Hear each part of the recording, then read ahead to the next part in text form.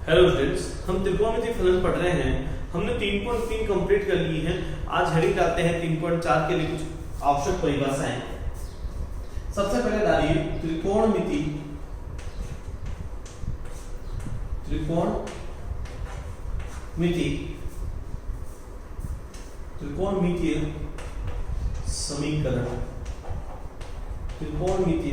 समीकरण लिखना स्टार्ट कीजिए। त्रिकोणमितीय समीकरण में त्रिकोणमितीय समीकरण क्या होती है?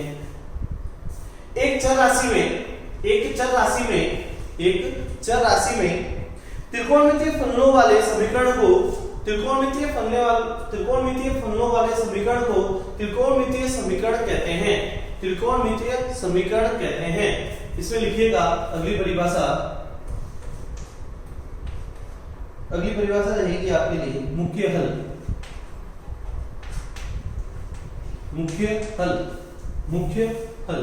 ठीक है, लिखिए मुख्य हल के अंदर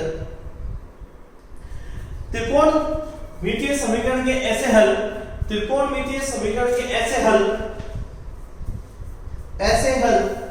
जहां x 0 के बराबर या 0 से बड़ा व 2 पाई से छोटा होता है। देखिए ऐसे इस तरीके से लिखना है, 0 से बड़ा या बराबर या 2 पाई से छोटा होता है, मुख्य हल कहलाता है।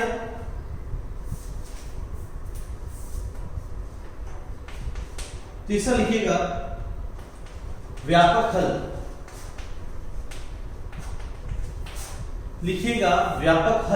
क्या लिखेंगे? व्यापक हल में लिखिए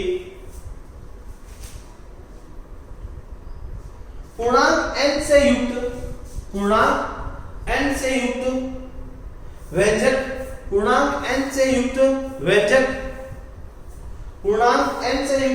व्यंजक जो किसी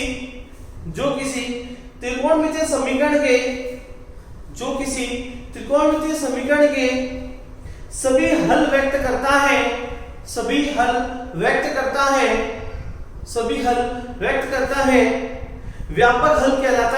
व्यापक हल कहलाता है। हम पूर्णांकों के समुच्चय को z से निरूपित करते हैं। ठीक है, अब आ जाइए कुछ उदाहरण देखते हैं कि किस प्रकार हम मुख्य हल निकालेंगे। तो 3 छोटी परिभाषा है जो आपको आनी चाहिए। अब हम मुख्य हल की बात करते हैं कि मुख्य हल को किस तरीके से निकाला जा सकता है। तो सबसे पहला उदाहरण लेते हैं। आज के लिए पहला उदाहरण रहेगा, मुख्य हल निकालना सिखाया जा रहा है आपको। यह है आपके लिए sin x बराबर √3/2। क्या बताया जा रहा है? sin x बराबर क्या लिखा हुआ है? √3/2। तो सबसे पहले आपको क्या लिखना है? sin x को sin x लिखना है। ठीक है, फिर आपको ये देखना है कि sin x में √3/2 किसका मान होता है। आप देखेंगे sin x में जो √3/2 दो मान होते हैं, वो जो मान होते हैं आपके sin π/3 का होता है। देख लीजिए sin x में √3/2 जो मान होता है वो किसका होता है? sin π/3 का होता है। अच्छा, ये धनात्मक है, ढंग से देखिएगा, ये धनात्मक है। मुझे जब तक याद है sin x दो जगह धनात्मक होता है, एक तो प्रथम चतुर्थांश में और एक द्वितीय चतुर्थांश में। ठीक है, तो एक वैल्यू तो मेरी यहां से आ जाएगी कंपेयर करने से π/3। एक वैल्यू तो मुझे यहां से गेन हो चुकी है। दूसरी वैल्यू के लिए देखिएगा, इसी चीज को मैं धनात्मक में और दूसरे अपने चतुर्थांश में लेके जाना चाहूंगा, तो क्या मैं इसे लिख सकता हूं? sin x बराबर sin π - π/3। देख लीजिए कोई भी चीज चेंज नहीं होगी। sin π नो चेंज, साइन ही रहने वाला है। ठीक है, और आगे देखेंगे द्वितीय चतुर्थांश से तो धनात्मक रहने वाला है और थीटा की वैल्यू π/3 आने वाली है, तो इसमें आपको कोई भी प्रॉब्लम नहीं होनी चाहिए। ठीक है, इसे मैंने सॉल्व कर लिया। sin x बराबर, ठीक है, तो यहाँ जो मिलने वाला है वो sin 3π - π यानी 2π/3 रहने वाला है। अगर मैं कंपेयर कर लूं तो x बराबर कितना आएगा?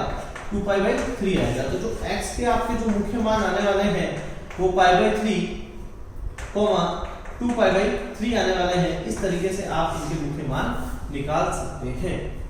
आपको पहले ये देखना है कि यहाँ पे जो राशि आपको धनात्मक प्राप्त हुई है वो कहाँ है। आपको पता होना चाहिए तो प्रथम चतुर्थांश में है, आपको पता होना चाहिए आपके द्वितीय चतुर्थांश में है। इस तरीके से आपको ये चीज पता होनी चाहिए, जिससे आप ये चीज कर सकते हैं।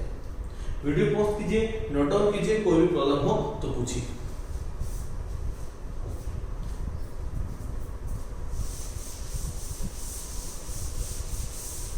अब इसका अगला उदाहरण देखते हैं किस तरीके से किया जाता है। जैसे जैसे उदाहरण करते जाएंगे आपको और समझ में आने लग जाएगा।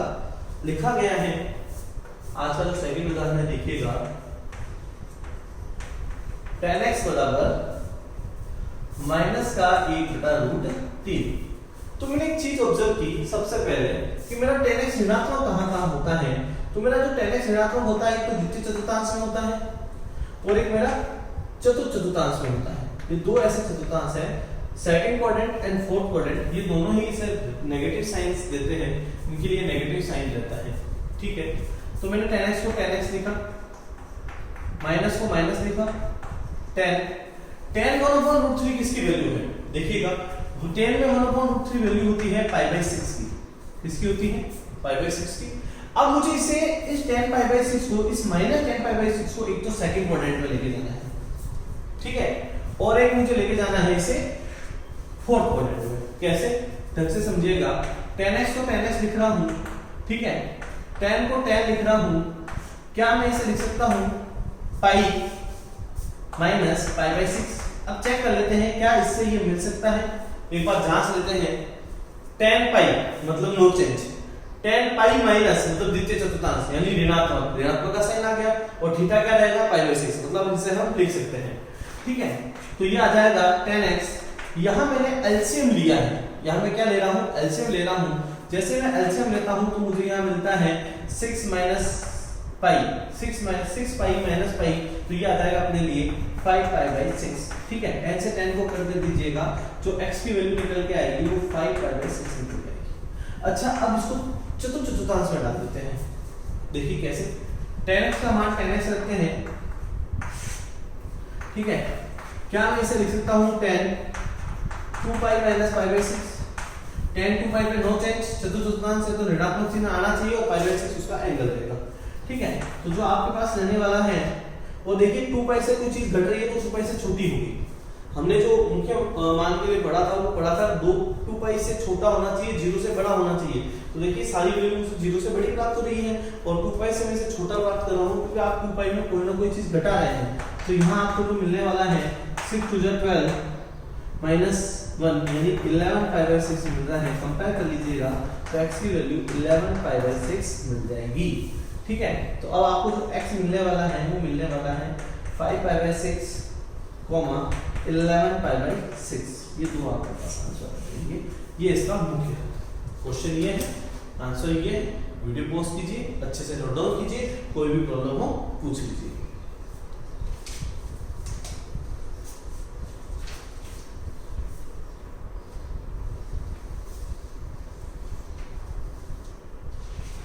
अब हम एक्सरसाइज पे आ जाते हैं। देखिए अब हमें एक्सरसाइज करनी है।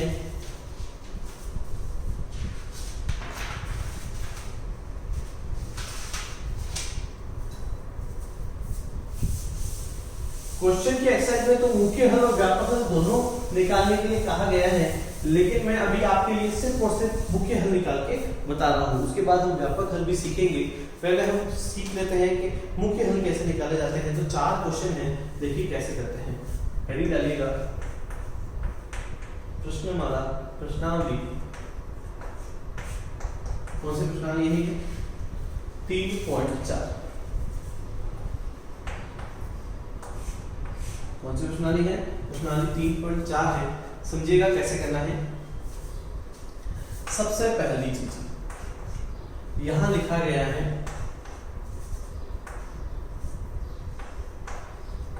tan x बराबर √3, वो भी धनात्मक। ठीक है, तो मैंने आपसे एक ही चीज पूछी कि tan x धनात्मक कहाँ होता है, पहले देख लीजिएगा। आपने कहा tan x एक तो प्रथम चतुर्थांश में धनात्मक होता है और एक आपका तृतीय चतुर्थांश में धनात्मक होता है।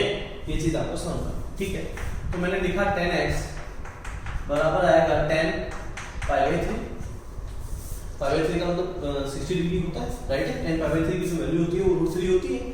तो यहाँ से जब मैंने कंपेयर कर लिया तो एक वैल्यू तो मुझे यहीं से मिल गई, x का जो वैल्यू आएगा वो पाई बाई 3 आएगा। अब हमने क्या किया, इसी को आगे समझा, ठीक है। 10x क्या मैं इसे लिख सकता हूँ 10 पाई प्लस पाई बाई 3, देख लीजिए 10 पाई नो चेंज, 10 पाई प्लस मतलब चौथे चतुर्थांश, इसमें धनात्मक और एंगल की जो वैल्यू है पाई बाई 3 है। तो जब मैं इसको सॉल्व करता हूँ तो तब मुझे मिलता है 10 3 पाई प्लस पाई कितना हो गया 4 pi by 3। 3 pi plus pi कितना हो गया 4 पाई बाई 3। कंपेयर कर लीजिएगा तो जो x की वैल्यू आएगी वो 4 पाई बाई 3 आएगी, ठीक है। तो फाइनली हमारे पास जो मुख्य मान आने वाले हैं वो पाई बाई 3 और हम 4 पाई बाई 3 आने वाले हैं। इस तरीके से मैं अपना आंसर निकाल सकता हूँ। वीडियो पॉज कीजिए, अच्छे से नोट डाउन कीजिए, कोई भी प्रॉब्लम हो पूछ लीजिए।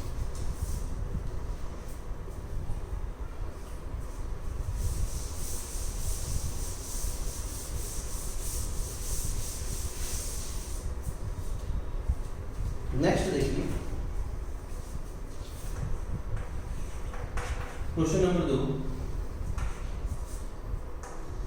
लिखा गया है sec x इक्वल टू 2। वो भी धनात्मक है, तो वापस देखते हैं कि ये मान कहाँ कैसे किस तरीके से होता है, ठीक है।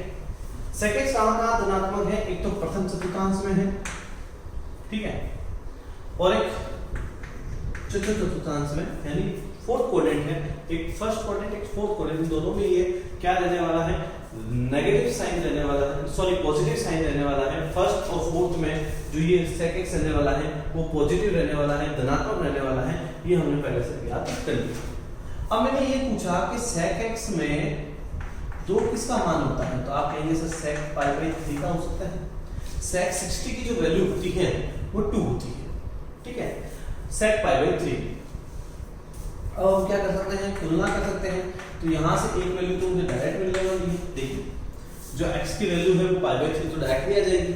अब क्या मैं इसे लिख सकता हूँ sec x बराबर sec 2 pi minus pi by 3, ठीक है। तो यहाँ जो वैल्यू मिलने वाली है sec x बराबर sec 3 to 6, 6 माइनस 1 कितना आने वाला है 5 पाई बाई 3 आने वाला है। दोनों से तुलना कर दीजिएगा तो x की वैल्यू आएगी वो 5 पाई बाई 3, ठीक है। तो जो x का मान आने वाला है वो पाई बाई 3, 5 पाई बाई 3 आने वाला है। इस तरीके से हम अपना मान निकाल सकते हैं। देखिए समझिए, कोई भी प्रॉब्लम हो पूछिए, बस एक चीज याद रखिएगा sec x धनात्मक कहाँ होता है, फर्स्ट और फोर्थ क्वाड्रेंट में। इतना याद है तो क्वेश्चन सॉल्व हो जाएगा। इस तरीके से हम मुख्य मान निकालते हैं। वीडियो पॉज कीजिए, अच्छे से नोट डाउन कीजिए, कोई भी प्रॉब्लम हो पूछ लीजिए।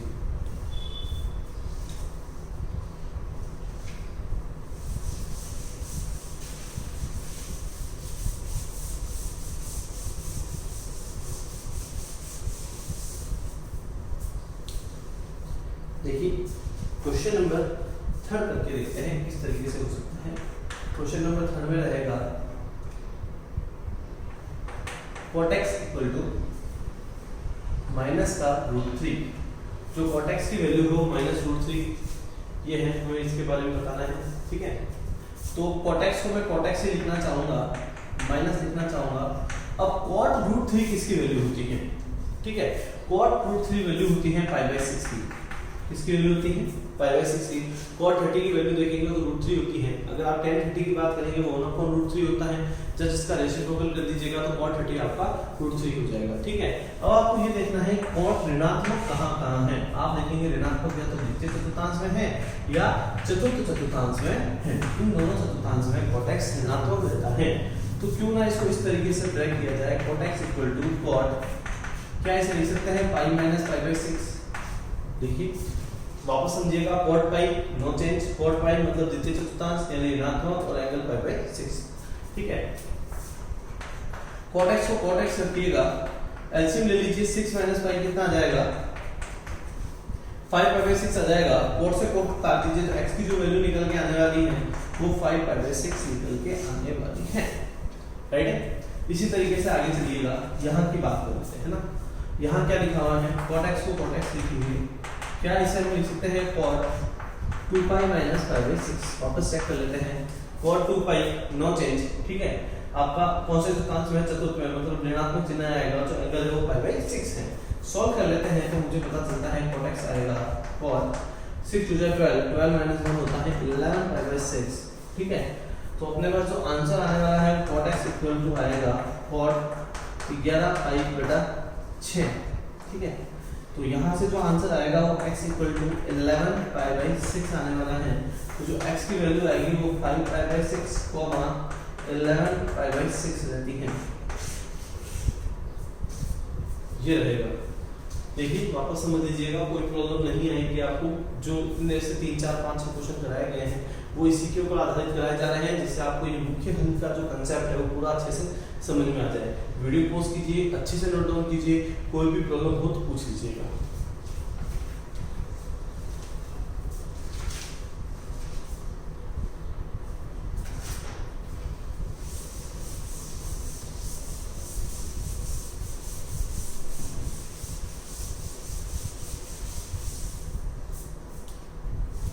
नेक्स्ट क्वेश्चन देखिएगा इसका, क्वेश्चन नंबर 4। क्वेश्चन नंबर 4 की बात करना चाहते हैं। ये है cosec x इक्वल टू -2। क्या है? cosec x इक्वल टू -2 की बात की गई है, ठीक है। आपको सबसे पहले देखना होगा cosec ऋणात्मक कहाँ होता है। अगर आप बात करें तो ऋणात्मक एक तो होगा तृतीय चतुर्थांश में और एक होगा चतुर्थ चतुर्थांश में। जो cosec ऋणात्मक होता है या तो तृतीय में होता है या चतुर्थ में होता है। तो देखिए cosec को cosec लिखिएगा, माइनस को माइनस लिखिएगा।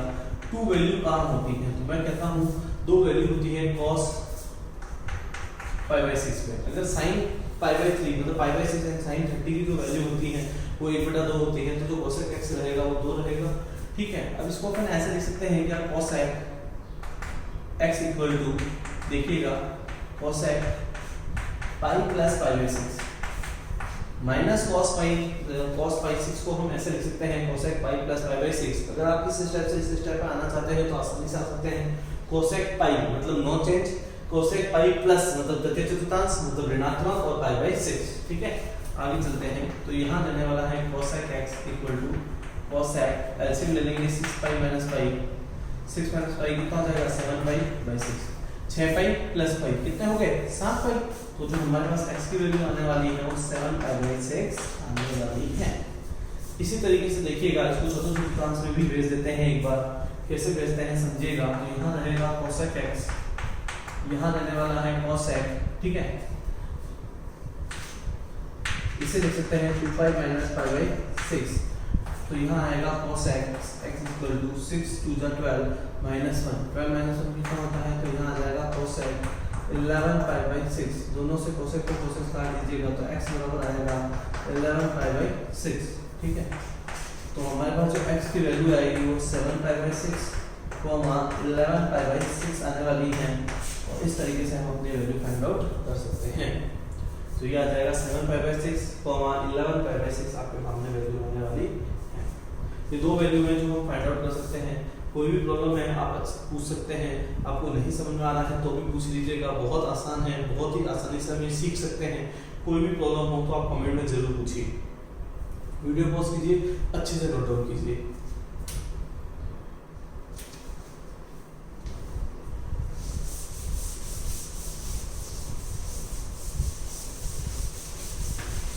देखिए हमने मुख्य हल ज्ञात करना सीख लिया है। अब हम अगले वीडियो में व्यापक हल ज्ञात करना सीखेंगे, फिर हम उस पर आधारित कुछ समीकरणें हल करेंगे। इस तरीके से ये हमारी एक्सरसाइज पूरी समाप्त होने वाली है। मतलब मैं ये बता दूं आपको, 1 या 2 वीडियो से ये हम इस एक्सरसाइज को या इस चैप्टर को पूरा समाप्त करने वाले हैं। तो अब आपका नेक्स्ट एक्सरसाइज या नेक्स्ट चैप्टर स्टार्ट होने वाला है। उससे पहले मैं आपके लिए उम्मीद चाहता हूँ कि आप सभी बच्चे अच्छे से घर पे पढ़ते रहिए और आगे बढ़ते रहिए। और कोई भी प्रॉब्लम हो तो उससे पूछिए। जब तक आप नहीं पूछेंगे आपको समझ में नहीं आएगा। धन्यवाद।